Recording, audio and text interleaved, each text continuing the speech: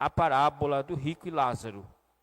Ora, havia um homem rico que vestia-se de púrpura e de linho finíssimo e vivia todos os dias regalada esplendidamente. Havia também um certo mendigo chamado Lázaro que jazia cheio de chagas à porta daquele e desejava alimentar-se com as migalhas que caíam da mesa do rico, e os próprios cães vinham lamber-lhe as chagas. E aconteceu que o mendigo morreu e foi levado pelos anjos para o seio de Abraão. E morreu também o rico e foi sepultado. E no Hades ergueu os olhos, estando em tormentos, viu ao longe Abraão e Lázaro no seu seio. E clamando, disse: Abraão, meu pai, tem misericórdia de mim e manda que Lázaro, que molhe na água a ponta do seu dedo e me refresque a língua, porque estou atormentado nesta chama. E disse porém Abraão: Filho, lembra-te que recebeste os bens da tua vida e Lázaro somente os males. Agora este é consolado e tu atormentado. E além disto é posto um grande abismo entre nós e vós, e de sorte que os que quisessem passar daqui para vós não poderiam, e nem tampouco os de lá passar para cá. E disse-lhe: Rogo depois, ó pai, que mandes à casa de meu pai, pois tenho 5 irmãos, para que lhe dê testemunho, a fim de que não venham também para este lugar de tormento. Disse-lhe Abraão: Eles têm Moisés e os profetas, e ouçam-nos. E disse ele: Não, Abraão, meu pai, mas algum dos mortos fossem ter com eles, arrepender-se-iam. Porém, Abraão lhe disse: Se não houve a Moisés e os profetas, tampouco acreditarão que ainda algum dos mortos ressuscite. Meus irmãos, eu estava na minha casa pedindo uma palavra que viesse de encontro com a minha necessidade e também com a necessidade da igreja. Hoje é culto de oração, um culto voltado às irmãs, mas quem está na direção do culto ainda é o Espírito Santo.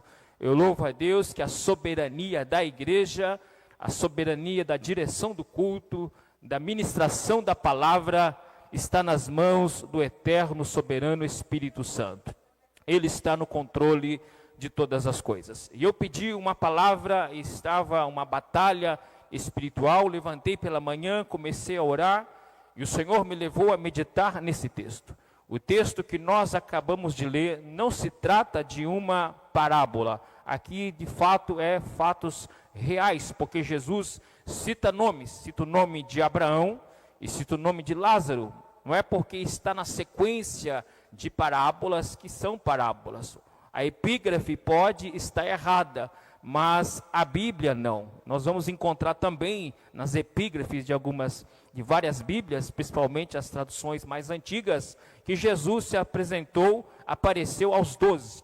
E Judas já tinha cometido suicídio. Então a epígrafe pode estar errada, mas a Bíblia não. A Bíblia, ela é a palavra de Deus. É o manual de sobrevivência para o homem. A Bíblia é o mapa para o viajante perdido na estrada. Ela é a bússola para o navegante perdido no mar. É o capacete para o piloto, é a espada para o soldado, é o remédio para aquele que está doente. Palavra de Deus é a palavra de Deus e ponto final. E nós encontramos nesse texto, um relato de fatos reais, porque Jesus cita 2 nomes aqui. O nome de Abraão, que é o pai dos judeus, o pai do cristianismo, e o ícone de fé para o islamismo.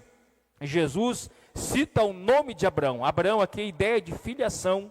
E Jesus também cita o nome de Lázaro, que era o mendigo. O que nos chama a atenção é que Jesus quis contar essa história baseado em fatos reais para confrontar os judeus que viviam uma vida de ostentação.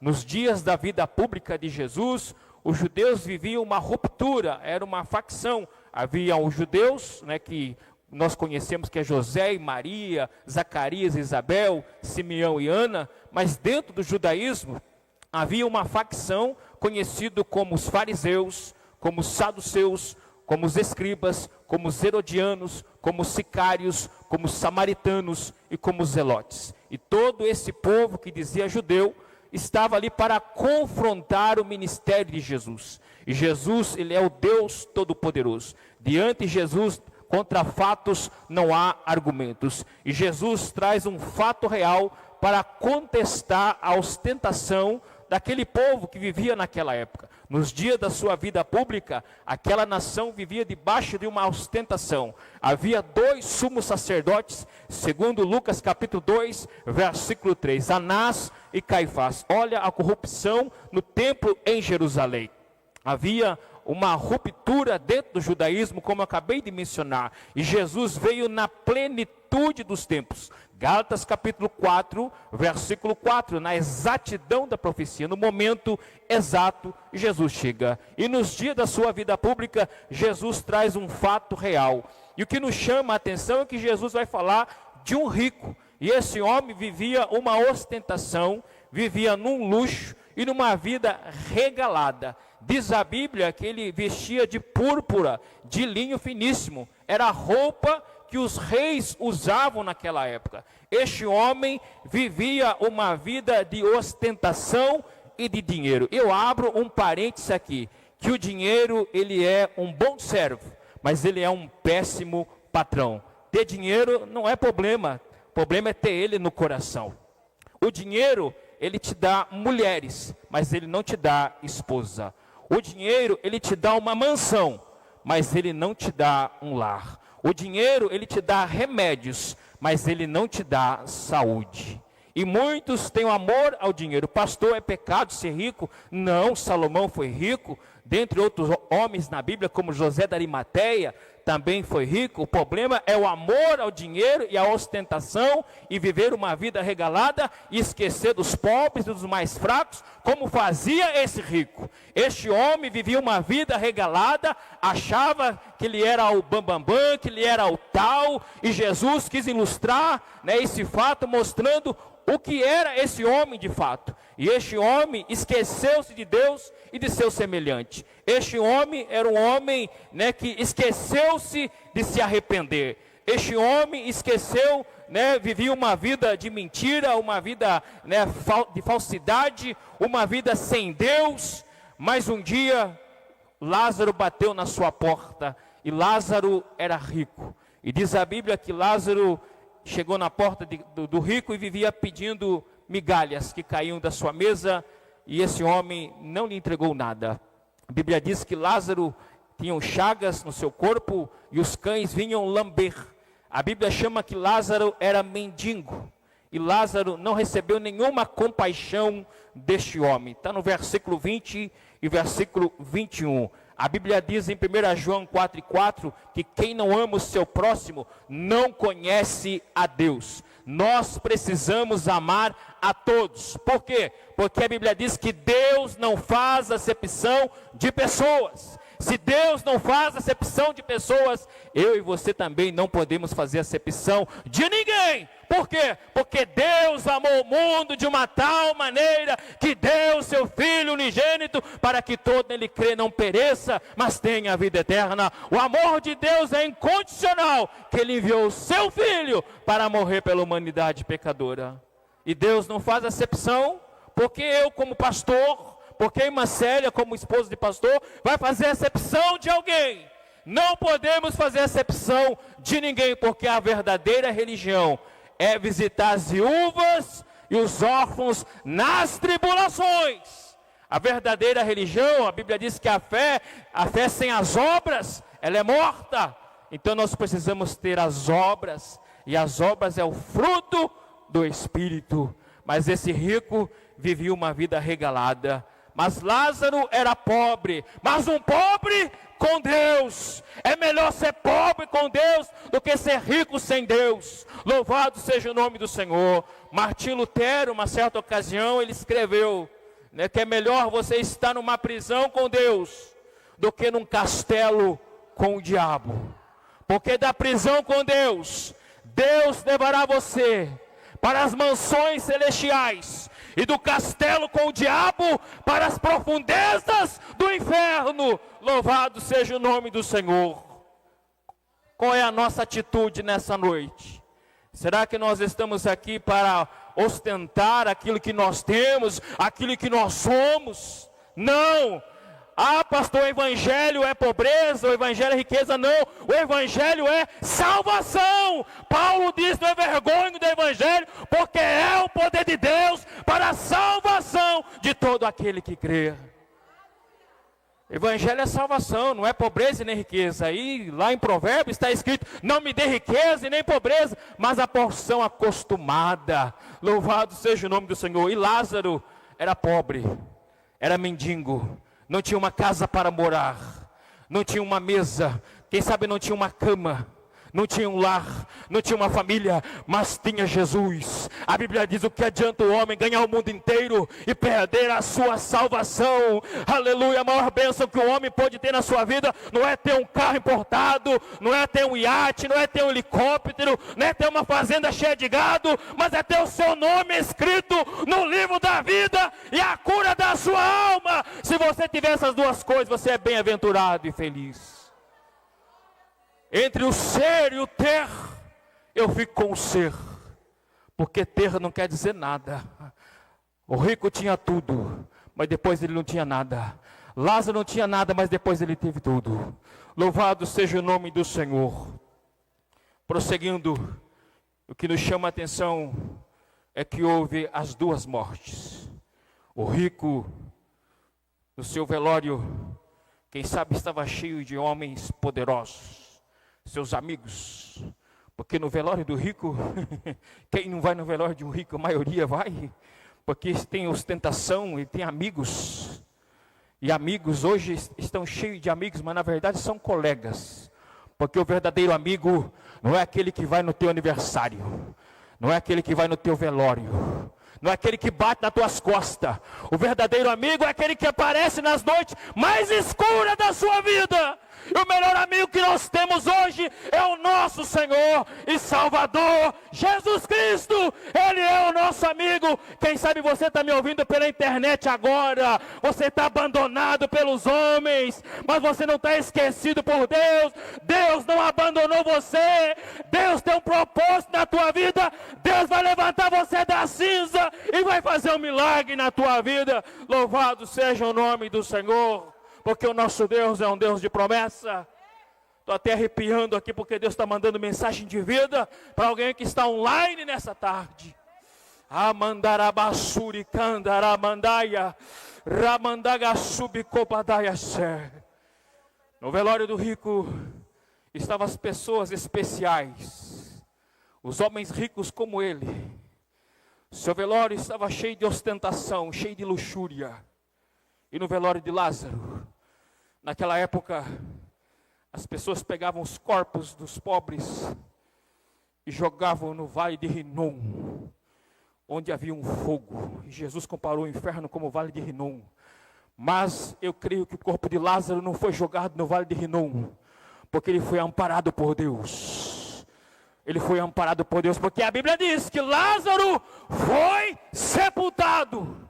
Louvado seja o nome do Senhor. E o que nos chama a atenção é que o rico tinha tudo, mas depois da morte não tinha nada. Lázaro não tinha nada, mas depois da morte teve tudo. Teve o que, pastor? Os dois sepultamentos. Quando Lázaro é sepultado, Lázaro é escoltado pelos anjos de Deus e levado para o seio de Abraão. Olha que privilégio, irmão. Se eu partir agora com Jesus, de uma coisa eu tenho certeza, irmã Cíntia, que Jesus me levará para o paraíso escoltado pelos anjos. Eu tenho certeza que a noiva que se encontra aqui, se alguém partir para a eternidade, haverá uma escolta de anjos e levará para o paraíso celestial. Isso aconteceu com Paulo. Paulo estava prestes a ser decapitado. E quem sabe o carrasco olha para Paulo e diz: Paulo, quais são as suas últimas palavras? Esperando que Paulo fosse falar em seus lábios palavras de derrota contra o seu Criador. Paulo faz declarações de um campeão, com a sua cabeça prestes a ser decapitada. Ele é levado no corredor da morte. Quem sabe o carrasco? Diga, Paulo, diga suas últimas palavras. Diga, prisioneiro. Paulo pega uma pena e escreve em 2 Timóteo capítulo 4, versículo 18. O Senhor me livrará de toda obra maligna. O Senhor me levará para o seu reino celestial. A Ele a honra, a glória, o louvor por todos os séculos. Amém. A cabeça é decepada, mas a alma e o espírito é recebido no céu. Paulo também morreu pobre. Jesus também era pobre. Não há problema nenhum ser pobre.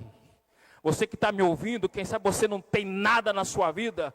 Jesus também era pobre. Jesus nasceu num berço de palha. Aleluia, cresceu numa carpintaria. Precisou de um barco emprestado para pregar o seu sermão. Vivia dormindo na casa de seus amigos e de seus irmãos. A sepultura era emprestada. Pedro e João não tinham prata, não tinha ouro, mas tinham levanta e anda. Louvado seja o nome do Senhor. O poder do evangelho está na unção. Não está no que nós temos. Louvado seja o nome do Senhor. Paulo também era pobre, irmão. Quando morreu, o que restou para Paulo foi os livros, os pergaminhos e a capa surrada. Ele escreve a Timóteo e diz: procura vir depressa comigo, Timóteo. Vai lá na casa de Carpo, em Troade, e me traga os livros, os pergaminhos e a capa que eu deixei lá. Paulo, no final da sua vida, só tinha uma capa surrada, os livros e os pergaminhos. Entre o ser e o ter, eu fico com o ser, porque ter não quer dizer nada. O rico tinha tudo, mas depois da morte não tinha nada. Lázaro não tinha nada, mas depois da morte teve tudo. Foi escoltado pelos anjos do Senhor. Recebeu o consolo, recebeu amparo no seio de Abraão. Se alegrou no gozo e na alegria, porque não tem coisa melhor, é estar nos braços do Pai, é estar perto do Senhor. Não tem coisa melhor do que o céu. Eu não estou aqui profetizando morte para ninguém, mas tem pessoas que têm medo da morte. Eu não tenho medo da morte, por quê? Porque morrer para mim está perto do seu Criador. Mas a Bíblia diz em Salmo 118, versículo 17, eu estou nessa promessa: não morrerei, mas viverei, e contarei as obras que o Senhor tem feito. Deus tem promessa na tua vida, Deus tem promessa na tua família, Deus tem promessa na tua casa. Você internauta que está me ouvindo, Deus tem promessa na tua vida. Deus está fechando a sepultura. Receba a tua vitória e receba Jesus como seu único e suficiente Salvador.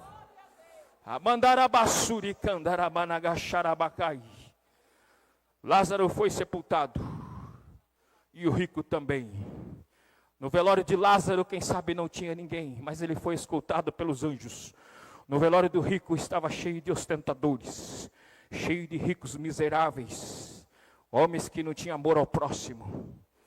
Mas agora houve os dois sepultamentos. Mas o rico estava no Hades, e estava com sede, estava com desejo de evangelizar os seus irmãos. Ele estava no lugar de tormento. Não tem coisa pior do que o inferno. Aproveite para entregar sua vida para Jesus e continuar firme com Jesus enquanto está vivo. Porque a Bíblia diz em Hebreus capítulo 9, versículo 27, que depois da morte segue-se o juízo. Então aproveite tomar uma decisão enquanto está em vida. Enquanto Jesus está dando oportunidade. Enquanto Jesus está batendo na porta da tua casa. Porque Apocalipse 3:20 diz a Bíblia: eis que sou a porta e bato. Se alguém ouvir a minha voz e abrir a porta, entrarei em sua casa, cearei com ele e ele comigo. Ele está batendo na porta. Mas tem muitos lares que o coração está endurecido. Quem é que reina lá nos lares? É intrigas. É pai contra filho, filho contra pai, esposo contra esposa, ciúmes, brigas, rixas. E Jesus batendo na porta. Mas Jesus, nesta tarde, está batendo na porta. Ele quer entrar, mas ele é educado. Só vai entrar se alguém abrir a porta. Ele vai entrar e vai cear contigo. Lázaro foi levado para o céu. foi levado para o seio de Abraão, para o paraíso, para o consolo, está perto do seu Criador. E o rico estava em tormentos, estava no Hades. Ah, pastor, o inferno existe enquanto o céu existir. Jesus falou mais do inferno do que do céu. E eu tenho aqui 5 palavras, 5 coisas que tem no inferno. Primeira coisa que tem no inferno: um lugar de fogo eterno. Mateus 25, 41. Fogo eterno. Tem pessoas que veem um fogo, uma casa pegando fogo, já fica assustado. Esses dias vi um comércio aí pegando fogo num bairro aí, passando no jornal RN. Eu fiquei todo assustado, e muita gente assustada, porque o homem perdeu os bens materiais. Imagine um lugar iluminado de fogo. Isto é o inferno. Pastor, o rico foi enviado direto para o inferno e foi para o Hades, o CDP, o Centro de Detenção Provisória, aguardando o julgamento. Ainda não ocorreu o julgamento. O julgamento ocorrerá quando Jesus voltar, depois da sua segunda vinda, depois do milênio. Todo joelho se dobrará diante de Jesus, e toda língua vai confessar que Jesus Cristo é o Senhor, para a glória de Deus Pai. Mas enquanto estão lá no Hades, que é o CDP, o Centro de Detenção Provisória, estão em tormentos, porque Lázaro estava no consolo, mas o rico estava em tormentos. E o inferno é um lugar de fogo eterno. O inferno propriamente dito, o inferno é um fogo inextinguível. Mateus capítulo 3, versículo 12, e Marcos capítulo 9, versículo 44 ao 46. O inferno é um lugar de vergonha e desprezo eterno. Daniel capítulo 12, e versículo 2. Inferno é um lugar onde as aflições, onde o bicho não morre e o fogo não se apaga. Marcos capítulo 9, versículo 48. Então aproveita tomar a decisão enquanto está em vida. Porque Jesus diz: eu sou o caminho, a verdade e a vida. Ninguém vai ao Pai a não ser por mim. A igreja que se encontra aqui nessa noite é salva porque continua adorando a Jesus. E a Bíblia diz: aquele que perseverar até o fim será salvo. A Bíblia diz em Hebreus 10, 38, que o justo viverá da fé. Mas se ele recuar, a minha alma não tem prazer nele. Existe uma condição de nós como igreja aqui, é perseverar até o fim. Você pensa que porque eu sou pastor desde 2010, garante a minha salvação de paternidade? Você pensa porque eu estou pregando aqui, garante a minha salvação? Eu tenho que continuar caindo nos pés de Jesus, todos os dias se humilhando, chorando, pedindo a sua graça, a sua misericórdia, para vencer esse mundo, vencer a carne e vencer o diabo, que é o inimigo das nossas almas. Mas tem pessoas que, eu já estou salvo. Cuidado, irmão, bater no peito, dizer que está salvo é perigoso. É perigoso. Nossa salvação se constrói todos os dias, assim também como casamento se constrói todos os dias. Eu com a minha esposa sentamos e ali, onde nós erramos, vamos aprender a cartilha. Falhamos aqui, erramos aqui, não vamos cometer mais. Casamento se constrói todos os dias. Filhos se constrói todos os dias. E salvação se constrói todos os dias. Todos os dias eu caio nos pés de Jesus e humilho. E derramo uma lágrima na presença dele e choro. Choro, porque a Bíblia diz: bem-aventurados que choram, porque serão consolados. Tem pessoas que choram assistindo uma novela, chora assistindo um Titanic, chora porque perdeu o carro, chora porque perdeu a namorada, chora porque perdeu o esposo, chora porque perdeu o filho, chora porque perdeu tudo, mas não chora na presença de Deus. Chore, porque Deus quer enxugar dos nossos olhos todas as nossas lágrimas. Louvado seja o nome do Senhor. Mas para isso, irmão, precisa chorar. Tem pessoa que nem que descasca um cebolão, que o olho dele não sai lágrima, é seco. Mas eu louvo a Deus que a igreja que se encontra aqui, os que estão me assistindo, a multiforme sabedoria de Deus, a coluna e firmeza da verdade, a nação santa, o sacerdócio real, o povo adquirido, a família de Deus, a morada de Deus, o santuário de Deus, a igreja dos primogênitos, o candeeiro, o sal da terra, a luz do mundo, se encontra aqui nessa noite para adorar, para bendizer e dizer: Jesus, faz de mim uma nova criatura. Jesus, quebre minha natureza pecaminosa que nós herdamos de Adão. Jesus, Jesus, eu quero chorar na tua presença. Ah, mandarabacarabassuri candaramanagai. Ramandagasubi cobadabachebe camandarabacai. 2 mortes e 2 destinos. Que coisa lamentável. O rico lá no inferno, com projeto de salvação pela sua família, tarde demais. Lá no inferno, reconheceu que Deus é Deus e que a Bíblia é verdade. Foi tarde demais. Não espere a sua vida virar um inferno para acordar. Vamos acordar enquanto é tempo, porque a Bíblia diz: desperta tu que dormes, e levanta dentre os mortos, e Cristo te esclarecerá. Jesus quer abrir a visão dos nossos olhos e enxergar o céu pelo lado de dentro. Xaramandarabassuri candaramanagasharabacai. Ramandagassuri candaramanagasharabacai. O rico vivia ostentando da sua luxúria. Vivia uma vida regalada, Lázaro mendigando na sua porta. Não recebeu nenhuma migalha. O rico batia a porta na sua cara. Mas Lázaro, depois da sua morte, foi escoltado pelos anjos, foi levado para o céu. E o rico foi levado para o inferno, lugar de tormentos. A escolha é nossa. Deus não manda ninguém para o inferno. É o homem que caminha com seus próprios pés. Então decida, faça a sua escolha. Foi lido aqui nessa noite: porfiar e entrar pela porta estreita. Larga e espaçosa o caminho que leva à perdição, e são muitos que entram por ela. Estreita é a porta e apertado o caminho que conduz à vida, e são poucos há que encontrem. Qual é a porta que nós estamos servindo? A porta larga ou a porta estreita? A porta larga tem tudo, irmão. Tem pornografia, tem prostituição, tem adultério, tudo pode, tudo faz, uma vida de libertinagem. E a porta estreita? A porta do estreita é cair nos pés de Jesus, é chorar, é ser uma nova criatura, é nascer de novo, aleluia, é ser um novo homem, é viver em santidade, é dizer: Espírito Santo, regenera a minha vida, que eu quero ir para o céu. Ah, mandacamandarabassuricandaramanagai. Se colocamos em pé nessa tarde. Xarabaste cabacerecandaramandagasuri comandaia sebe cabarraia. Ramandagastobe cobadabachebia. Lambandaia stebe canta nabachai. Ramandagastobe canta nabaste cabadaia. O Espírito Santo está aqui neste lugar. Xarabandarabasuricanda. Há uma promessa para a tua família. Há uma promessa para a tua casa. Atos 16:31.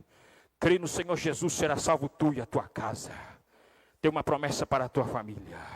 Eu estou aqui como profeta de Deus. Tem uma promessa para a tua família. Ah, pastor, já foi da igreja. Distanciou dos caminhos do Senhor. Não está mais aqui, pastor. Não quer voltar mais. Também tem uma palavra profética. Provérbio capítulo 24, versículo 16. Cairá o justo 7 vezes, e Deus o levantará. Se Deus tem promessa, Deus vai atrás. Se Deus tem promessa, Deus vai atrás. Sabe por quê? Porque ninguém pode fugir do anzol de Jeová. Você que está me ouvindo, pode se esconder onde estava escondido Osama Bin Laden. Se Deus tem promessa, Deus vai atrás de você. Ninguém poderá fugir do anzol de Jeová. Deus tem promessa na tua vida. Deus tem promessa na tua casa nessa tarde. Então volta para Jesus. Corra para o aprisco do Senhor, ovelha perdida. Volte para os braços do Pai, que o céu te aguarda.